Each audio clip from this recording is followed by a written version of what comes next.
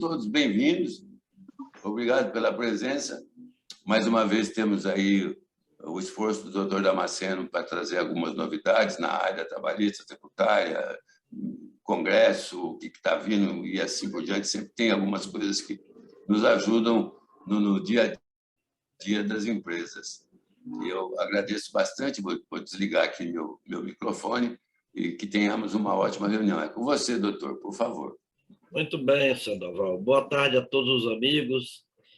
Aqui nesse país, um dos nossos programas do Fórum, que já entrou no 3º ano. O Antônio, da Bahia, daqui a pouco ele entra, ele está em trânsito, passou um WhatsApp aqui para mim, que daqui a pouco estará entrando, ele vai trazer também um assunto. E hoje nós estamos um pouco com a voz precarizada, em virtude da mudança de temperatura. Num dia só eu peguei 3 temperaturas, e sem proteção. Peguei 28 graus, depois 12 graus, depois 8 graus, e um ventinho que estava dando uma ideia de menos. Né? Então, se eu tivesse tomado um conhaque, tinha resolvido tudo, mas não tomei o conhaque, então estou com uma certa dificuldade aqui na voz. Mas olha, no último encontro, no nosso último fórum, o Sandoval trouxe o tema sobre o crescimento dos grandes grupos, principalmente os grupos internacionais que estão comprando as lojas. Conhaque é medicamento, mas conhaquezinho com limão é um senhor medicamento.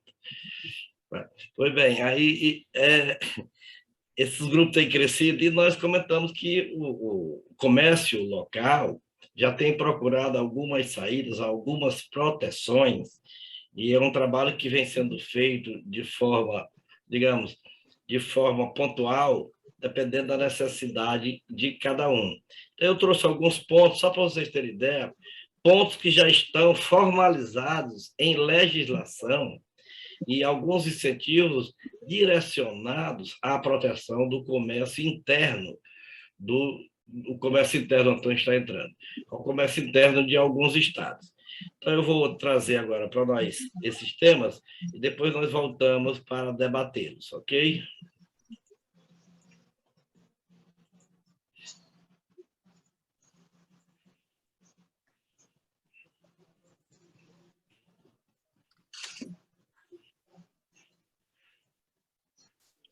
Estão vendo na tela aí os temas de hoje? Proposta de regulamentação do ICMS nas transferências, medidas legais protetivas do comércio atacadista e distribuidor e outros assuntos de interesse. Então, essa proposta de regulamentação do ICMS é só mais para uma questão de registro. E nós vamos comentar já já.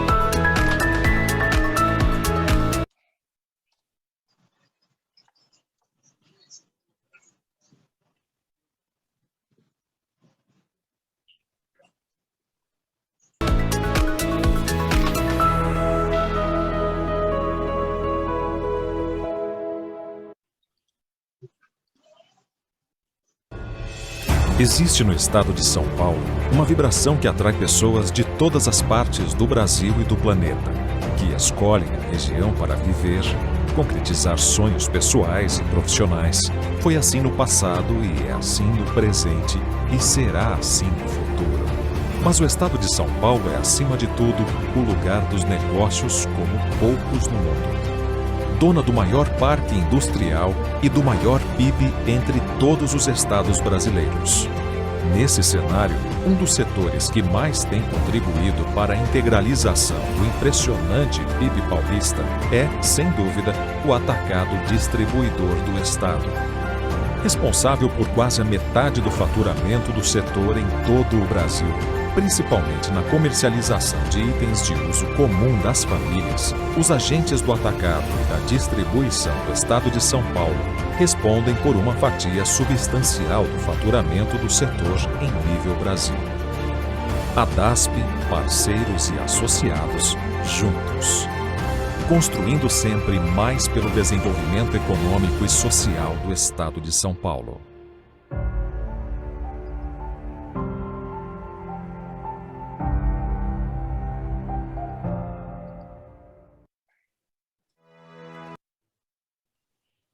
Foi muito bem. Como nós íamos falando, começamos até no slide aí, tirando o S das transferências, mas para vocês entenderem que a intenção é exatamente essa.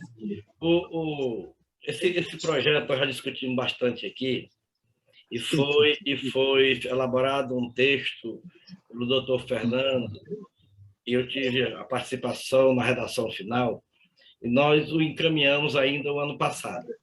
No último encontro que nós tivemos em Atibaia, nós conversamos com o Juliano, e conversamos também com outras pessoas da ABAD, inclusive o Zé do Egito, e o projeto foi nos solicitado novamente. O Marcelo, como presidente do Cinca Paraná, também conversaram conosco com a intenção de que esse projeto viesse a tramitar. Nós sabemos que temos duas propostas, uma na Câmara Federal e uma no Senado Federal, que modifica a legislação em virtude do que já foi decidido no Supremo Tribunal Federal pela não incidência do ICMS nessas transferências.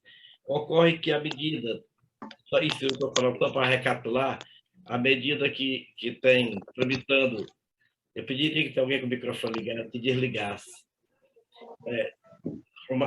que está tramitando no Senado e na Câmara, eles trazem alguns textos para poder haver a incidência novamente do bojo da Lei Complementar número 87, contrariando exatamente a decisão do Supremo Tribunal Federal, ou seja, renovando uma norma que lá na frente será novamente julgada inconstitucional. Então, essa proposta que nós elaboramos, ela pode ser apresentada através de um PLP ou de uma emenda a qualquer um desses dois que estão tramitando, revogando os dispositivos julgados inconstitucionais pelo Supremo e estabelecendo condições para 3 pontos somente. O resumo é esse. 1, transferência do crédito pelo remetente com destaque do documento fiscal de remessa. 2, utilização do crédito pelo destinatário. E 3, destaque do crédito correspondente ao imposto que seria devido. Esses 3 itens eles estão abrangidos no projeto que nós entregamos à ABAD, e o presidente da ABAD já encaminhou para o seu jurídico, e o jurídico, esta semana, deverá dar o parecer para que venha a tramitar. Por conseguinte, doutor Fernando e Marcelo, eu acredito que agora haverá um start na nossa proposta, no sentido de que ela venha a caminhar através de uma proposta de um deputado federal. Medidas legais protetivas do comércio atacadista distribuidor. Essas medidas legais, pessoal, nós vimos no último fórum que os grandes grupos estão a cada dia aumentando o seu poderio e o seu faturamento em detrimento do comércio local. Então, alguns setores atacadistas conseguiram, junto às fazendas de seus estados, algumas normas que protegem. Vou colocar aqui, que elas são autoexplicativas e vai de fácil entendimento para nós. O que eu vou colocar hoje já está legalizado em alguns estados e outros estão trabalhando nesse sentido. Então, vamos lá. Só para vocês terem ideia, evita a guerra fiscal com a redução da carga tributária para o segmento. Por que evita a guerra fiscal? Porque a guerra fiscal é quando se protege a operação de um estado para outro, se transferindo crédito fiscal que não será pago na origem. No caso da redução da base de cálculo nas operações internas, fortalece o mercado interno, vedando que o comércio dos estados vizinhos entre naqueles estados, oferecendo condições diferenciadas. Então, é o seguinte, Com essa situação, não provoca guerra fiscal, gera emprego e aumenta a arrecadação. Bom, as contrapartidas que o atacadista dá. O atacadista distribui dá essa que nós vamos nomear agora. O que tem de vantagem para o setor? Redução da carga tributária, em média, de 1/3. Ou seja, hoje, quando você tem 18%, reduz na operação interna 41,18%, que vai dar 10 e um quebradinho, no máximo 12%, para alguns produtos. E as contrapartidas, comprovação da capacidade financeira. Deixa eu ver se eu procuro.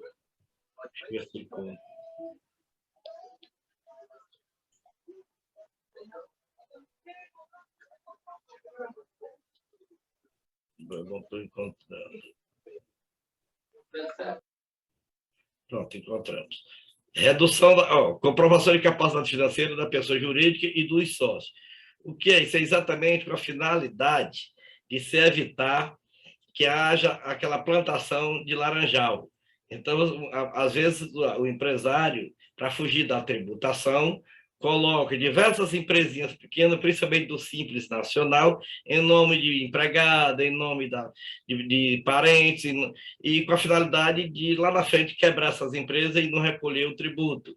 Então, para poder você ter essa contrapartida da redução da carga tributária, você tem que juntar, através da declaração de imposto de renda, a capacidade financeira da pessoa jurídica e dos sócios dessa pessoa jurídica que vai buscar o incentivo. 2, a apresentação de aumento real de recolhimento do ICMS em relação de um ano para o outro. Você tem um ano para poder aumentar a sua arrecadação.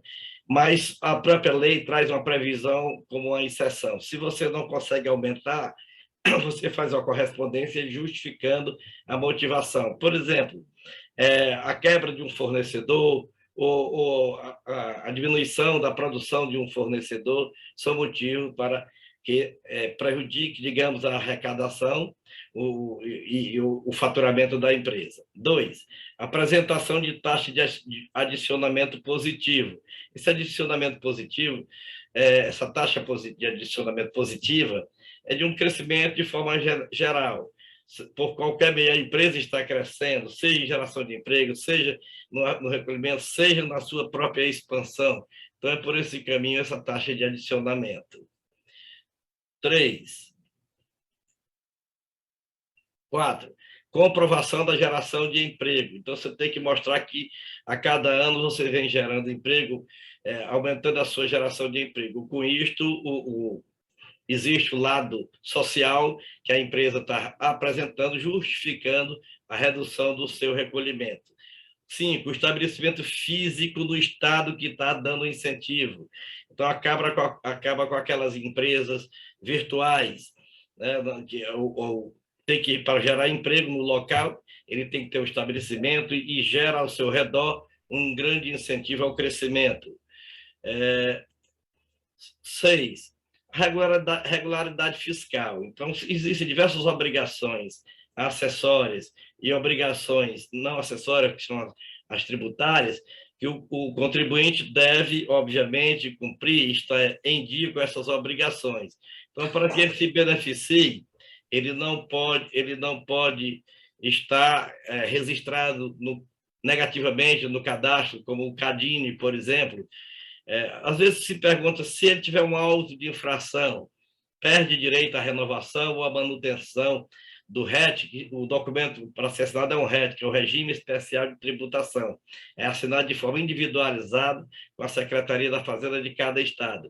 Perde esse direito? Não, porque só perde o direito quando a empresa já não tem mais como recorrer e teria que pagar e não pagou. Enquanto ele estiver se defendendo e tiver margem para a defesa, ele não perde o direito ao RET, ao Regime Especial de Tributação. Então, a regularidade fiscal exige que ele esteja regular nas obrigações acessórias e nas obrigações tributárias. Não tenha sido denunciado em crime contra a ordem tributária, que é aquele crime de sonegação. Então, se ele tiver sido denunciado, a denúncia... Eu pediria, quem tiver... Já fiz o fechamento, já ele, a partir dessa campanha que fechou desse mês, se entrou esse mês, ele já está. Se entrou esse mês, né? Mas podia ser retroativo, porque está desde janeiro, né? Então, mas Nós estamos Não, ouvindo por exemplo, você conversa tem particular campanha de que está vocês. fechando hoje, sim. que é de janeiro. Pronto, voltamos. Vamos voltar ao item anterior. Não tenha sido denunciado por crime de contra-ordem tributária. Então, hoje nós sabemos que a denúncia ela só vem depois de esgotada a fase administrativa de defesa. Então, só pode haver se houver indício de sonegação de crime contra a ordem tributária e esgotado todos os meios de defesa na área administrativa. Enquanto isso, não pode haver a denúncia. E se ele já foi denunciado, obviamente que ele perde o direito ao RET. Não esteja em processo de cassação de inscrição, de cassação, suspensão, ou seja, existe um processo administrativo que a Receita comunica, eu digo no caso a Receita Estadual, comunica ao contribuinte que ele está inadimplente com alguma coisa, ele tem um prazo para regularizar. Se ele não regularizar naquele prazo, é aberto um processo de suspensão ou cassação da inscrição estadual, como contribuinte do imposto, do ICMS, para ele não fazer mais operação. Então, se ele estiver nesse processo, obviamente que ele não vai ter o benefício de redução da carga tributária do ICMS naquele estado que ele está devendo.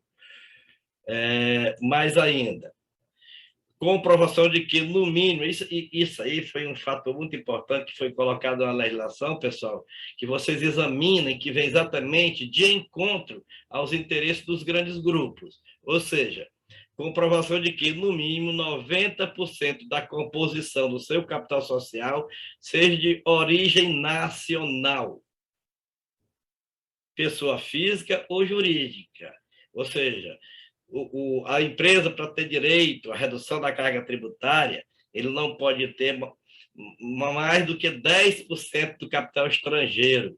Esses grupos com capital estrangeiro, para onde vai todo o rendimento, toda a receita, eles não teriam esse benefício. E mais, na composição do quadro societário, não figure como sócia pessoa jurídica sediada no exterior.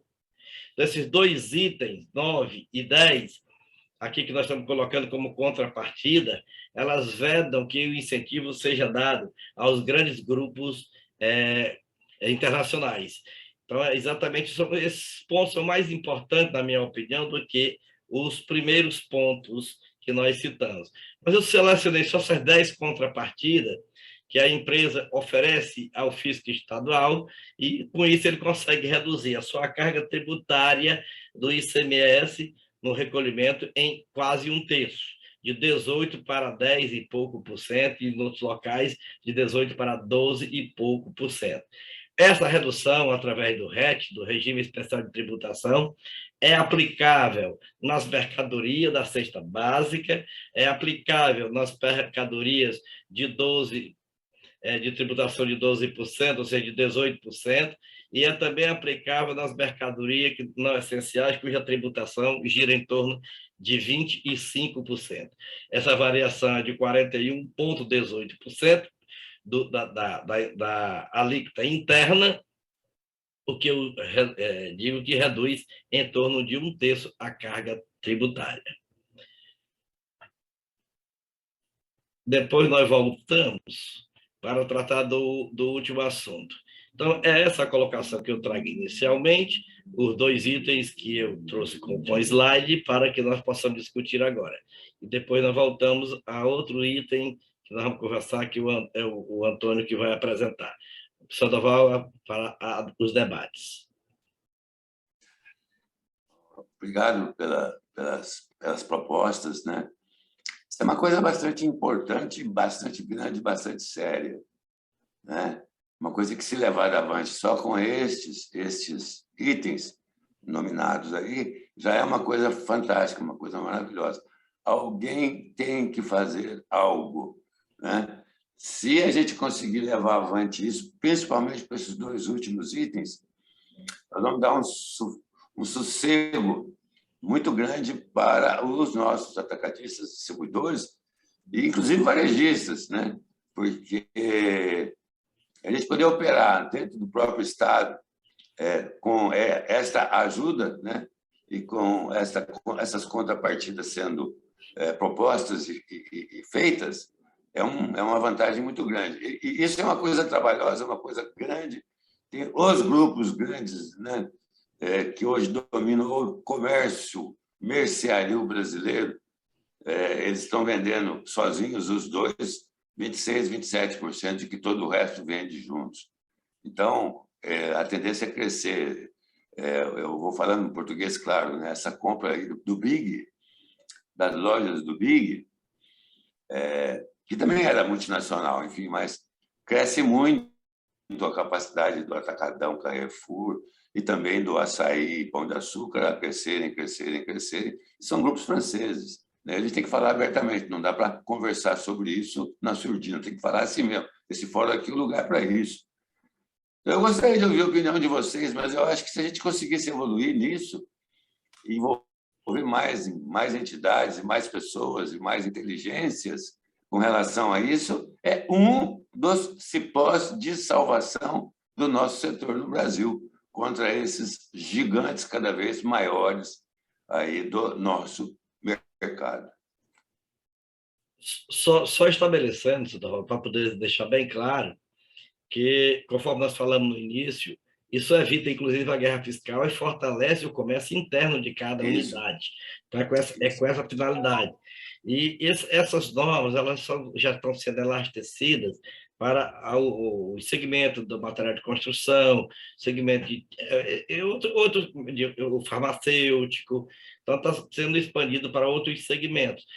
O que tem trazido como consequência das experiências que nós temos como case é que isso tem aumentado o faturamento interno. Então, faz uma experiência, normalmente o primeiro RET, primeiro Regime Especial de Tributação, ele é feito por um prazo de 6 meses, já se mostra o vigor que traz para a empresa em relação àquela que ficou estagnada. E, com isso, o pequeno varejo, que é beneficiário também na ponta, ele procura se formalizar, porque o atacado, grande ou médio, ele vai atender ao varejo formal, porque tem uma vedação aí, vocês viram, que a venda para o consumidor final e o pequeno varejo que vai por CPF, etc., do MEI principalmente, eles entram na seara e o atacado prefere vender para o varejo que vai revender. Aí ele se formaliza e nós temos uma cadeia de abastecimento bem mais formalizada, autofiscalizada e, muitas vezes, com o poder de colaboração e parceria do setor atacadista e distribuidor com o próprio fisco, tirando o setor atacadista e distribuidor de uma situação de simples contribuinte para o verdadeiro parceiro e fiscalizador do sistema naquela localidade.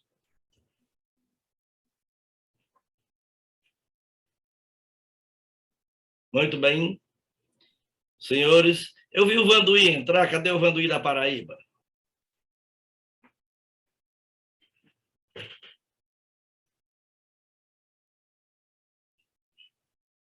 Microfone, Vanduí.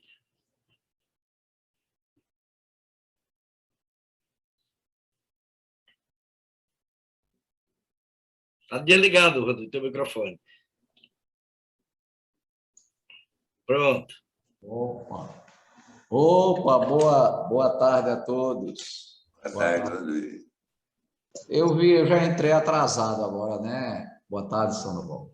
Boa tarde. Eu entrei atrasado agora, mas eu vi aí que tem muita coisa importante para o nosso setor, principalmente no combate às grandes contas nacionais, né? Que hoje é o que mais atrapalha o comércio atacadista, né?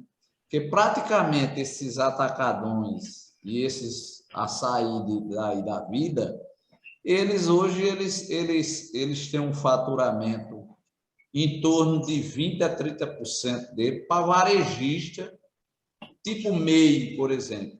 O varejista MEI ele tem um limite de 6.750 por mês para ele comprar. Então, ele tem uma movimentação de 30 mil, por mês e ele vai lá se abastecer nesses atacadões da vida. Esses atacadões da vida também, eles estão fazendo uma estratégia também nos estados. Os estados têm uns limitadores, né, nos termos de acordo, nos incentivos fiscais, e o que é que eles estão aproveitando isso? Todo produto que vem com 7%, né, aqui no caso do Nordeste, eles estão simplesmente, eles têm um teto para vender. Aí, como o Atacadão, por exemplo, ele tem um grupo de CNPJ. Então, ele tem um grupo de CNPJ só de atacado. E ele tem um grupo de CNPJ só para o varejo. E a gente descobriu que eles estão vendendo a eles mesmos o produto, se beneficiando e levando o incentivo fiscal para o varejo. E eles estão fazendo isso em todos os estados, principalmente na região Nordeste. E aí é tudo, né, abrindo cada porta. Onde ele abre, morre um varejista, né? Aquele varejista maior, ele começa a cambalear, né? Começa a cambalear. E os atacadistas que estão perto, né, eles não deixam vender nada. Né? Por enquanto, esse ano, eles estão com muita dificuldade. Por quê? Porque esse ano, por incrível que pareça, eu não sei se no estado de vocês aí está acontecendo isso, mas a gente hoje quer comprar a mercadoria da indústria cara e a indústria não tem. É uma coisa nova, né? Então, os atacadão e o açaí, você vê que eles não têm feito mais tanta ferida como eles faziam antigamente, porque antigamente as fábricas dependiam deles, né, para jogar fora aquele volume. E hoje as fábricas não estão dependendo deles, porque não tem mercadoria nem para vender nos varejos, né, para abastecer os varejos. Mas é preocupante essa questão dessas grandes redes nacionais, certo? Internacionais, que eu estou falando redes nacionais, é porque eles compram para todo o Brasil. Isso preocupa muito a gente. Um projeto desse aí, certo? Ele é bem interessante para a gente. Outra coisa que a gente tem que defender, esse pessoal, eles chegam aqui, né, no Brasil, eles alugam um espaço, ou alugam um terreno, e eles compram e vendem aqui, compram e vendem aqui, né, no Brasil, e não deixam nada aqui. Os dividendos deles são todos enviados para os países de lá, os países deles lá, né, o lucro que eles saem daqui. Então, isso é uma cidade, por exemplo, que tem um açaí, tem um atacadão instalado, a cidade não vende nada a eles. É diferente da gente, a gente compra ativos aqui, a gente tem consumo aqui, né? Todo mundo, eles não têm, eles não compram nada. Eu só queria saber para o cara dizer a mim, o atacadão, quantos prédios próprios ele tem, dele mesmo, certo? E quanto eles investem no Brasil, em imobiliário, falando em setor imobiliário. Eles não investem nada no Brasil. Por isso que eu acho que esse projeto aí é muito importante, muito importante. Muito bem. Antônio Cabral. Boa tarde, doutor Marceno. Boa tarde, Sandoval. Os amigos aí. Esse é um tema, falando aqui da Bahia, recorrente, né? Nós, como os outros estados, quase todos, sofrem muito, principalmente com o posicionamento dessas grandes redes multinacionais. Se já não bastasse o poderio econômico que elas têm e acesso a capital com juro até negativo, e além da escala, ainda tem toda aí uma complexidade quando ela acessa também aos benefícios fiscais dos estados do nativo, né? Na realidade, não é um benefício, é uma forma de regulação de mercado. Aqui na Bahia, onde abre um atacadão, no raio de 100 quilômetros, ele realmente dizima todos os baianos.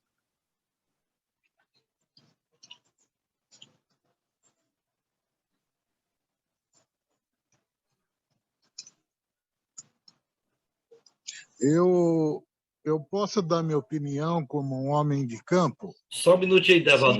Deixa só o Antônio terminar. Aí a palavra vai Eu pensei que ele tinha terminado, desculpa. Então assim,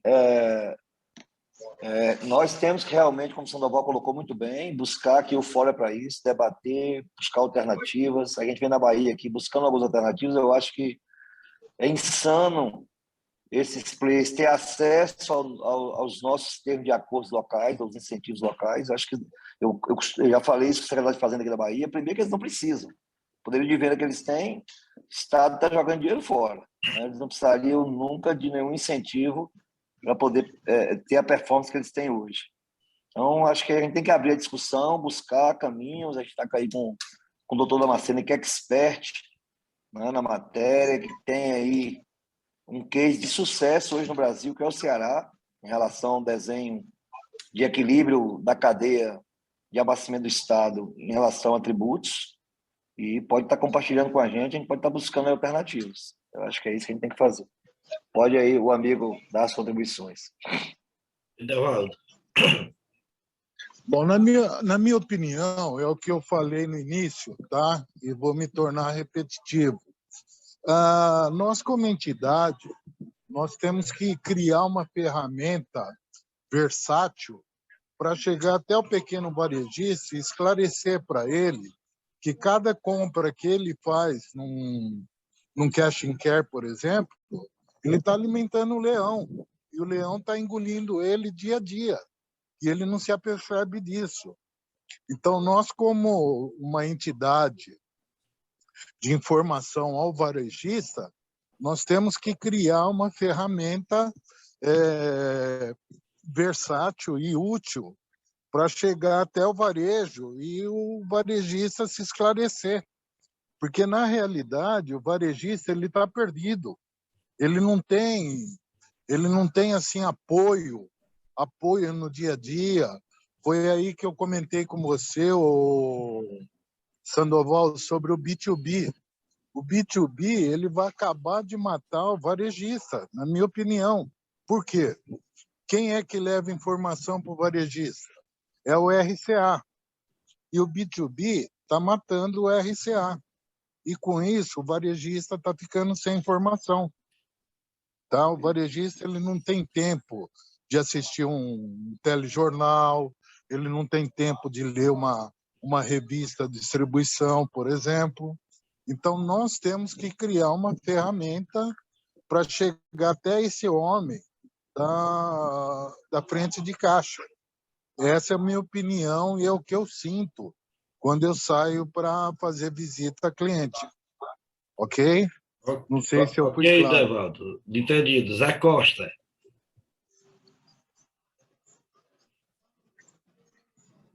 Olá, pessoal. Boa tarde.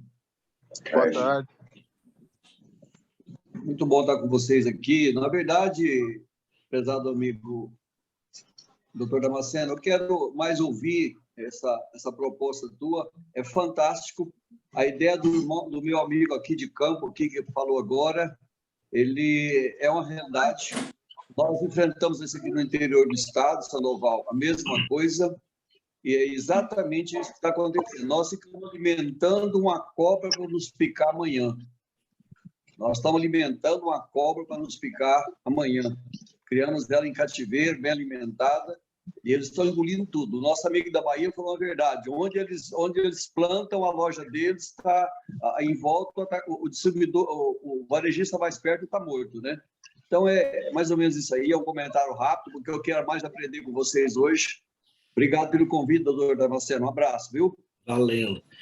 Valendo. O Eduardo Campos, do Rio de Janeiro, você deseja falar?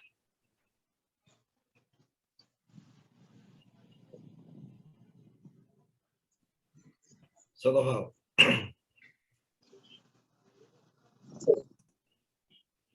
A minha neta invadiu aqui meu escritório. Estou rindo, ela já consegue alcançar na maçaneta. Desculpe, eu estou rindo que eu tive que tirar o som, depois tirar o vídeo. E aí perturbou um pouquinho. Mas, Neto, Sandoval, você faz a gente rir. O meu netinho de 2 anos, Chegou assim, eu disse, como é que está, João? Ele foi e disse, eu estou mal. Então, eu acho que eu estou muito mal. Agora que sou eu que digo isso. Eu estou igual a ele, estava tossindo, ele disse, eu acho que eu estou muito mal. Então, ele acaba rindo mesmo, né? Faz parte. Se não tem algum comentário, senão nós vamos passar para o Antônio, para ele trazer o terceiro assunto. Vamos lá, Antônio, vamos tocar sim, vamos lá. A gente tem bastante tempo aí, vamos tocar com o Antônio, então. Vamos lá. Nós discutimos esse tema que eu vou trazer aqui em relação ao PL 1489, né, do deputado Gutenberg Reis, em relação aí à relação do atacadista distribuidor com as indústrias. Eu pontuei isso com a BAD, porque já tem esse projeto de lei tramitando, que é a lei do distribuidor, e não estamos tendo avanços. Eu me sinto muito incomodado, porque eu tenho uma operação grande no estado da Bahia, e vejo outros colegas também com a mesma aflição. E, assim, eu só busco uma forma de termos segurança, né? Eu represento grandes multinacionais, eu tenho um investimento alto em relação a essas empresas, e hoje eu não me sinto seguro, né, de amanhã ter que obedecer aí, no máximo, uma rescisão de 90 dias, sem nenhuma remuneração, e, assim, é algo que realmente eu vejo pelo que está acontecendo no mercado, que nós acabamos de discutir agora da questão do cash and care.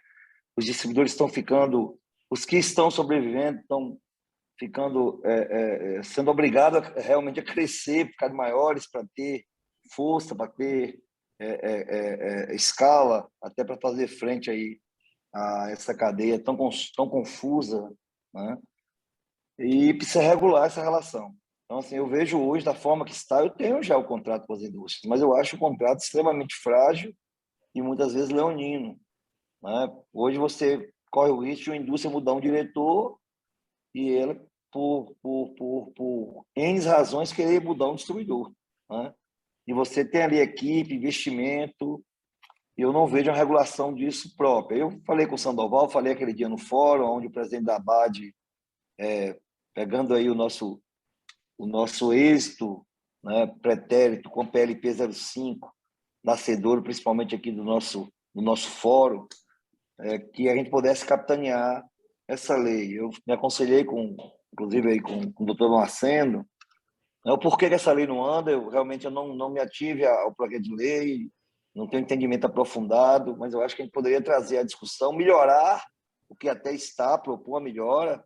Nós estamos querendo nada leonino que venha trazer dificuldades para as companhias, mas que tenha um determinado equilíbrio. Eu acho que isso é um tema importante para a gente buscar regular essa relação. Sandoval pontuou muito bem lá no dia que isso pode trazer também dificuldade nas relações com a indústria, também entendo isso, mas eu acho que se nós fizermos equilibrado, discutindo primeiro até com as próprias entidades representativas das indústrias. Aqui na Bahia nós temos a FIEB, os outros estados também têm. Então, aqui a gente pode criar aí um trabalho, uma composição, discussão, e o que nós queremos é regular o que já tem hoje. Hoje já tem um contrato, só que é um contrato que ele é muito frágil. Então, eu queria trazer aqui a discussão dos colegas, e se for um tema que a gente entenda que mereça relevância, né, que mereça a nossa atenção, nós poderíamos, aí a ABAD está pedindo isso, né, se nós entendermos que a gente consegue seguir, nós abraçarmos aí para tentar fazer uma monopolização e levar em frente, mas não para criar, Sandoval, você sabiamente pontuou, nenhum nível, né, de disputa com a indústria, muito pelo contrário. Eu gostaria muito de ver mais no viés da regulamentação, né, de uma proteção tanto para o distribuidor como para a própria indústria, né, os dois lados. Entendeu? Então, eu trago esse tema para ouvir aí a contribuição dos amigos e entender se vale a pena seguirmos, se vale a pena continuarmos, porque a ABAD pediu, inclusive, uma movimentação parecida com a do PLP. Né? Estou aqui como emissário. Essas minhas contribuições aí, Sandoval, doutor Marcelo. Sandoval, deixa eu só colocar para o pessoal que não conhece o assunto, ficar mais a par do que se trata, tá bom? Aí eu passo já para o presidente. Esse projeto de lei, ele nasceu lá na ABAD, ainda na gestão do Zé do Egito, e teve como primeiro patrono o Antônio Bauman, deputado federal, que hoje já não é mais deputado, terminou a sua legislatura e, obviamente, para que o processo não fosse arquivado, outro deputado reapresentou a matéria com o mesmo objeto. No início, nós mostramos que já existiam algumas normas que estão espalhadas, né? Tem normas do Código Civil, que regulamenta o contrato de distribuição e de representação. Nós temos no projeto de lei do Código, do projeto de lei do Código Comercial Brasileiro, que ele foi basicamente esvaziado com o novo Código Civil. O Código Comercial Brasileiro, para vocês saberem, o Código Civil de 2002 revogou quase todo o seu teor que diz respeito às empresas, deixou só algumas normas relativas a definições de institutos e o comércio exterior. Mas no comércio interno, a empresa, todas elas foram reguladas pelo novo Código Civil. E os contratos entre privados, né, também foram levados para o Código Civil. Então, tem as normas gerais, estão lá. Quando veio a proposta desse projeto de lei que o Antônio acaba de mencionar, nós o analisamos e mostrava que ele, do jeito que estava posto, fragilizava o contrato de distribuição. Até porque tinha um código comercial em tramitação, e no momento que o código comercial viesse a entrar em vigor, ele já tinha normas que eram contrárias a normas especificadas na proposta do contrato de distribuição então apresentada. Por negociação, a proposta do Código Comercial, que parou, está estagnado, tirou algumas normas dessa proposta e deixou outras. Os princípios básicos de todos os contratos entre privados estão na proposta do Código Comercial em tramitação. Enquanto isso, está em vigor no Código Civil. O que essa lei especial traria eram normas específicas, porém, elas precisam ser aprofundadas para fazer referência à sua origem, sob pena de eu ter um teto em cima ou deslocado das bases. O baldrame está num local, as colunas no outro e o teto no outro. Então, na ventania, esse negócio vai balançar e vai cair. Razão porque nós dissemos assim, as normas necessárias, embora espalhadas e precárias, já existem. O fraco brigando com o forte não vai conseguir nunca. E esse projeto é exemplo disso tudo. Aqui, nós, como você foi dito, a gente fala francamente, sem arrudeios, para mostrar onde é que está, onde é que o mercúrio arde, né? Onde é que o mertiolate vai arder. Então, é preciso... olha, vamos analisar. A tramitação vai, caminha, chega no relator, o relator engaveta. Procura-se saber o motivo. A indústria pediu para não avançar. Sempre a indústria pede para não avançar. Não pede para arquivar, porque se arquivar vem um projeto novo, então deixa lá adormecido. Então, o que fazer para que isso possa caminhar? Precisa-se reestudar as normas que estão ali embutidas, precisa-se sentar realmente com o outro lado para negociar, fazer uma parceria, porque não adianta o fraco querer, a não ser que tenha aquela pedra lá da história bíblica, né? Aquela pedra que ia acertar a cabeça ou o olho do Golias. Mas, fora isso, não avança. Enquanto isso, tudo que se faz, reunião que se faz, viagem que se faz, negociação que se faz, custa tempo e custa dinheiro. E esse dinheiro precisa ser bem direcionado. Então, por isso, Antônio, que eu sugeri que esqueçamos o estágio em que se encontra o projeto, tragamos o projeto para a origem, sentemos-nos com o outro lado e vamos negociar para que saia uma redação conjunta, coesa e que não traga prejuízo.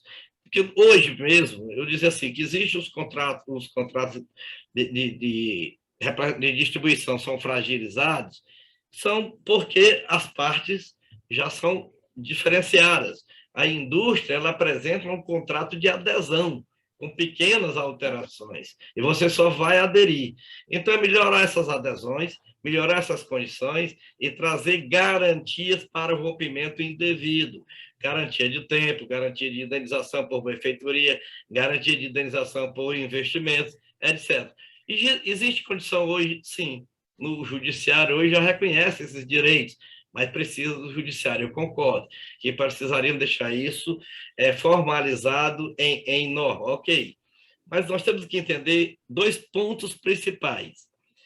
As relações entre privados, elas se regem pelo princípio da amplitude e o princípio da legalidade. E o princípio da legalidade é um pouco inverso do princípio da legalidade nas relações públicas.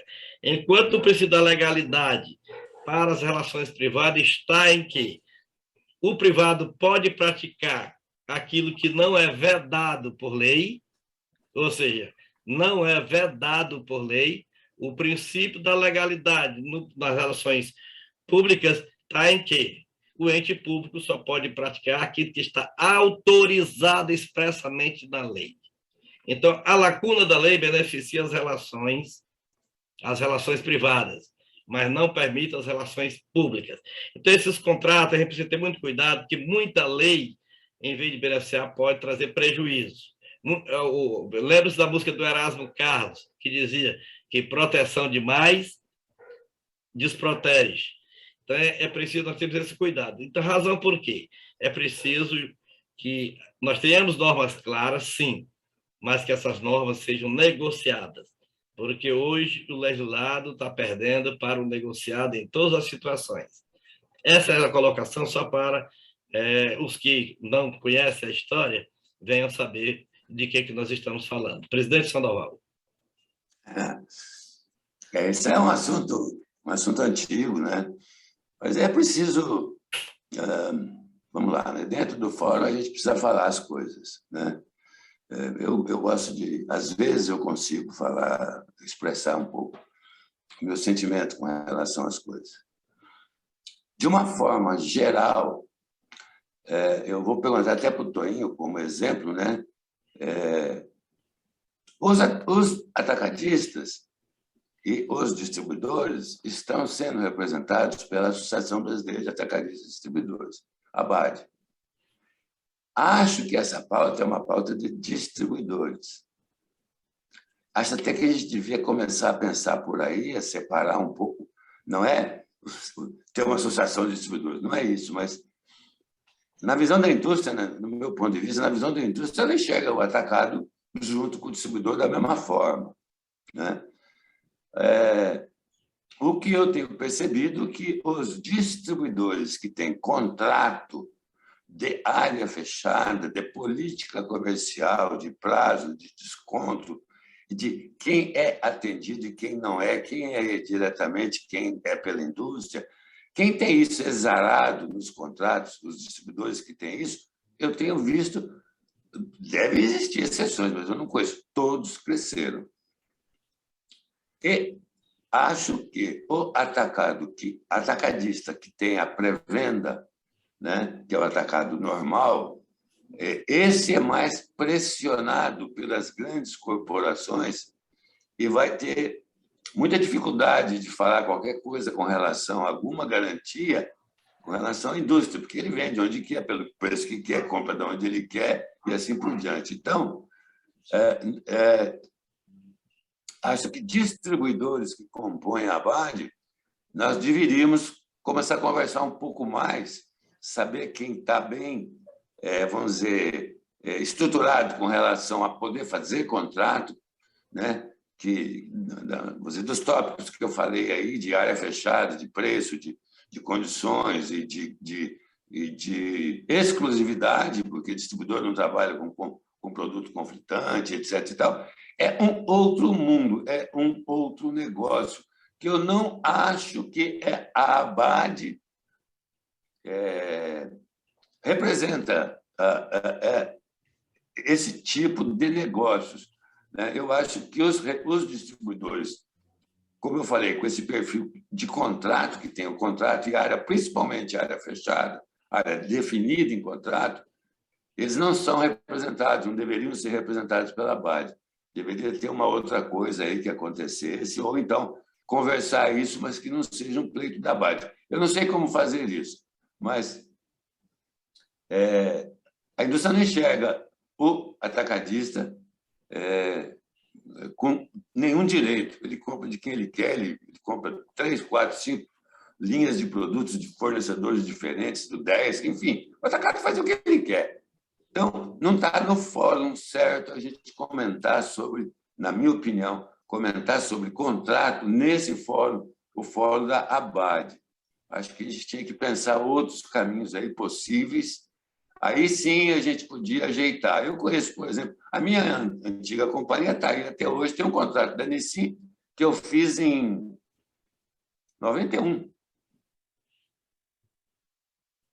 São 31 anos, 31 anos, está lá, o contrato está vigindo. A Ginomoto é a mesma coisa, a Colgate é a mesma coisa. Não é só a companhia é vendida, no caso da Kellogg's, por exemplo, que eu tinha um contrato grande, a outra companhia assumiu, sabe? A Quero Coco, que era uma companhia nacional lá de Ananindeua, estava indo muito bem, a PepsiCo comprou, continua, sabe? Então, nós estamos falando eu estou falando a primeira vez isso, nós estamos falando de dois mundos diferentes que estão hoje representados pela ABAD. E não estou propondo nada, estou falando do que é que acontece. Eu não sei como é que a gente vai lidar com isso para a gente ser melhor, nós, distribuidores, sermos melhor, vamos dizer, vistos politicamente para evoluir, na minha opinião, cláusulas que já contemplam muita coisa que já está sendo praticado e escrito, melhorar essa relação. O Toninho tem toda a razão de ficar preocupado com isso, também é assim que eu penso, né? Mas eu acho que a gente vai começar a pensar como distribuidor, não no Fórum ABAD, na minha opinião, não no Fórum ABAD. Não enxergo futuro aí. É uma primeira opinião e eu vou ficar à disposição sempre para conversar sobre isso. Antônio. Veja, não, assim, só para contextualizar o que o Sandoval colocou, eu estou pontuando realmente como distribuidor, né? Os contratos das indústrias, realmente quem se tornou distribuidor cresceu muito, está crescendo, isso é uma realidade. Mas eu estou dizendo, como distribuidor, mesmo crescendo muito com as companhias, que eu não sinto uma segurança em relação a esses contratos, de nós termos esse mote de investimento e na frente você não tem uma segurança de um contrato desse ser desfeito pelo que você assinou. Como o doutor Nascimento colocou muito bem, são contratos de adesão. Né? Os contratos são de adesão. Né? Na sua grande maioria, uma vez tendo a cisão, você ter aí a condicionante de ter 90 dias, né, de seguridade de abastecimento, como prerrogativa, mas não se fala nada de indenização, não se fala de nada, né? E assim, eu vejo hoje no segmento de distribuidor, me enquadrando como distribuidor, uma insegurança, né? Uma insegurança significativa aí, lógico, você tem companhias e tem companhias, a gente vê de tudo esse mercado. Mas, assim, eu, enquanto empresário, né, como qualquer empresário, quer ter um ambiente seguro. Então, eu vou falar, então, a operação, vou dar um exemplo claro aqui. Eu tenho uma operação hoje da Mondeliz, aqui na Bahia, que eu já tenho hoje quase 70 veículos de pronta entrega rodando exclusivamente para a Mondeliz. 70 furgões. A expectativa deles em um curso de tempo é que chega em 100. É um investimento absurdo. Se por um momento lá mudou um diretor, baseado dentro do próprio contrato, falar que em 90 dias eu vou deixar a operação, e todo esse investimento. Eu estou colocando pontos como esse, que eu também ouço de outros colegas distribuidores. Né? E é um tema que na ABAD realmente não está avançando, até por tudo isso que o doutor Marcelo colocou também. Talvez até a própria elaboração do projeto de lei, né? Precisa ser pensado em um formato mais próprio, levando em conta outro ente que está envolvido, que é a indústria. O que eu busco, na realidade, é assim, uma forma de segurança com regulação. Eu acho o contrato atual, eles muito frágeis, tem companhias aí que você pode levar uma vida com esse contrato, mas eu não vejo esses contratos como uma segurança para o empresário, né? Do nosso lado, eu vejo pouca segurança. E foi um tema que sempre me chamou a atenção. Alguns dos temas, né? Esse é um tema, para mim, o MIP é outro tema também que deveríamos, em outro momento, trazer para esse fórum para discutirmos, porque eu acho que nós criamos um case de sucesso, entendeu, Sandoval? E que a gente tem que tirar proveito. Nós temos temas do nosso segmento, esse está certo, a gente pode extenuar na discussão, entender o ambiente próprio e está correto, mas tem outros temas e a ABAD, quando nos enxerga hoje, falando do fórum, né, que eu faço parte, ela nos enxerga de uma forma diferente. E realmente esse fórum é a mola propulsora, tanto é que você estava presente, onde o presidente deu todo o aval, né, para que seguirmos com o tema. E isso, para mim, dependendo do tema, eu fico muito feliz, que mostra, né, que essa nossa movimentação é uma movimentação hoje, esse fórum é um fórum exitoso. Então, e essa discussão aqui é muito salutar, de ouvir as posições contrárias e favoráveis e debatermos e conseguirmos aqui, além do avanço do PLP 05, outros temas importantes para o nosso segmento, para que a gente tenha um ambiente mais plausível para que a gente possa empreender e produzir, e ter segurança. Né? Num país, principalmente falando falamos aí anteriormente da questão tributária, que é algo esdrúxulo. E nós tivemos a coragem de seguir com o PLP, porque a reforma não é algo tão fácil como sempre pregaram aí. A reforma vai ser muito complexa, a reforma tributária. E nós, mais do que nunca, vamos precisar muito desse fórum, né? Para que, quando tivermos que discutir a reforma, termos um papel, doutor Marcelo, preponderante. Porque se deixar os tecnocratas tomar decisão, a gente já sabe que não vem nada de bom para quem empreende. É isso aí, meu Luiz. Muito bem. Antônio, vamos fazer o seguinte, eu vou estar aí com vocês na quinta e na sexta-feira, e em off a gente analisa esse formulário, esse documento aí, e vamos estudar o próximo passo. Aí, dependendo se nós conversamos com os demais e retornamos com o assunto no fórum, no patamar. Certo, Sandoval? Muito bem. Isso mesmo. Eu quero só que o Toninho tenha vamos dizer, tenha a certeza de que eu gostaria demais de lidar com isso, mas não junto com atacadistas, entendeu? É só isso. Eu entendo. Se a gente conseguir, é outra coisa, porque estamos falando na mesma linguagem, sabe? Só que não acho que você botar lá, o atacadão é sócio nosso, né? O açaí é associado, o não sei quem mais, esse pessoal todo é associado da BAD, então não vai levar um negócio desse para frente, é muito difícil.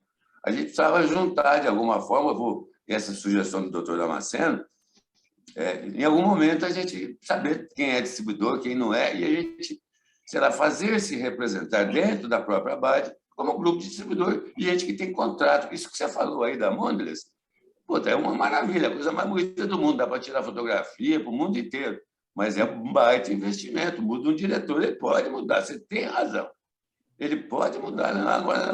Agora nós vamos botar os carros nossos, a gente vai dar isso aqui, não, o Matheus vai entrar aí na Bahia, deixa que ele faz isso, sei lá, pode acontecer tudo. Pode. A gente já viu acontecer coisas malucas com relação à mudança de diretoria nos nossos fornecedores. Você tem absoluta razão. Mas vamos refinar, começamos a falar hoje. Vamos refinar os caminhos aí e vamos para frente. Eu adoro esse tema, adoro, e vamos tocar para frente. Conte comigo. Tá bom. Doutor Fernando, alguma colocação, meu amigo? Sem considerações, apenas parabenizar, né, pela qualidade do debate, nós sempre aprendendo bastante, né? Só tenho a agradecer. Muito obrigado, meus amigos. Alguém mais quer acrescentar algum tema, algum assunto, alguma colocação a mais? Reinando silêncio, Sandoval, tens a palavra para encerrar os trabalhos. Olha, eu adorei a reunião hoje. Sabe por quê? São coisas que me tocam bastante. O pessoal todo da Bahia, eu agradeço a presença de todos. Foi maravilhoso e continua sendo. E a gente tem que fortalecer esse nosso fórum aqui, né? Que a gente pode falar isso. Nesse fórum a gente pode comentar, conversar sobre todos esses temas, né? Então, nós voltamos, então, daqui 15 dias, nossa próxima reunião. Espero que, Toinho, você e o doutor Damasceno e seu pessoal na Bahia consiga expurgar um tanto de coisa do que existe nesse tema e, quem sabe, na próxima reunião a gente enxerga um pouco mais enxuto, um pouco mais direcionado aí pelo menos a premissa nossa de melhorar essa relação. Obrigado a vocês todos e tenham todos uma ótima semana, bastante venda, muito lucro, se Deus quiser, e até daqui 15 dias. Abraço. Nós estaremos de volta. Um abraço. Às 16h30 do dia 27. E se vocês tiverem algum tema novo que queiram apresentar, pode nos encaminhar, que nós estamos abertos ao debate. Assim sendo, cumprindo as ordens do nosso presidente, encerramos nosso dizendo boa semana para todos nós.